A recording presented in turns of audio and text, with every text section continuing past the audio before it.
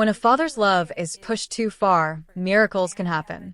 Ethan Miller just wanted a quiet life for his wife and 2 kids. But when their HOA banned children from the neighborhood pool, everything changed. What started as heartbreak turned into something extraordinary, a story of defiance, love, and creativity. This isn't just about rules.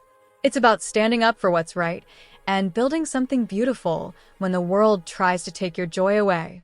This is the story of how one dad built a water park for everyone except those who tried to destroy his family's happiness. The day joy was taken away. The Millers were the kind of family that lived for small joys. Ethan Miller, a humble yet talented civil engineer, had worked tirelessly to move his wife Sarah and their 2 kids, Noah, 10, and Lily, 8, into the prestigious Maple Ridge Estates, a quiet suburban community governed by a notoriously strict HOA. The HOA pool was the heart of the neighborhood, sparkling blue, lined with white chairs, and usually full of life during summer. It was a Saturday, and the Miller family decided to spend the afternoon there. The kids splashed, Sarah read a book, and Ethan finally relaxed. Then came Karen Davenport, the HOA president, tall, stiff, and always armed with a clipboard. Her heels clicked like a warning bell across the concrete. She squinted at the children. "Excuse me," she called. "Children aren't allowed in the pool during quiet hours." Ethan looked around. The pool was nearly empty. "Quiet hours," he repeated. Karen smiled tightly. "New policy. We implemented it this morning." Sarah frowned. "You can't just make rules overnight, can you?" Karen's smirk deepened. "I can. I'm the HOA president." The kids slowly climbed out of the pool, confused and disappointed. Lily's small voice trembled. "Did we do something bad, Daddy?" Ethan knelt beside her. "Not at all, sweetheart." That night, Sarah cried softly. "Why are they doing this? We've done nothing wrong." Ethan held her close. He was hurt too, but more than that, he was angry at the injustice. He promised himself one thing before bed. They may control the pool, but they'll never control our happiness. And that was the seed of an idea. Wild, defiant, and beautiful. The HOA strikes again. The next morning, Ethan walked to the HOA office. He came armed with printed copies of the community bylaws. He pointed to the section about amenities. Nowhere did it mention child restrictions. But Karen and the board, including her smug vice president Mark Benson, stared at him like he was wasting their time. Mark said, "Rules evolve, Mr. Miller. We have to maintain a peaceful atmosphere for adults, too." Ethan replied calmly, "You can't rewrite the rules just because you feel like it."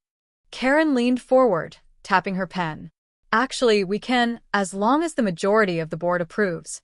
And it already has. That same week, the Millers started receiving HOA warnings. Excessive noise, children laughing outside after 6 p.m., improper lawn decorations, kids' toys visible from the street, unauthorized driveway chalk art. Sarah tried to stay calm, but the stress was eating her up. One night, she whispered, "Maybe we should just move." But Ethan shook his head. "No. Running means they win." When another notice arrived, threatening legal action if they didn't comply, Ethan sat quietly for a moment, then smiled. "If they don't want our kids near their pool, then we'll build our own." Sarah blinked. "Build what?" Ethan looked toward the empty field just outside the HOA line. A water park. The spark of defiance. Within days, Ethan was making phone calls, drawing blueprints, and researching permits. He found an empty half-acre plot right beyond the HOA's boundary, technically county property, not under Karen's control. The moment construction trucks rolled in, Karen stormed down the street, fury written all over her face. "What is this?" she snapped. Ethan, wearing his hard hat, smiled politely. "A little family project." She called the county office, trying to claim a legal development. But when the inspectors arrived, they confirmed Ethan's permits were flawless. The look on Karen's face when she heard, "Everything's legal, ma'am," was priceless. Over the next few weeks, the neighborhood buzzed with curiosity. Tall fences couldn't hide the sound of drills, cement mixers, and laughter from volunteers helping Ethan build. Sarah decorated the fence with posters saying, Something fun is coming. By midsummer, the truth was revealed.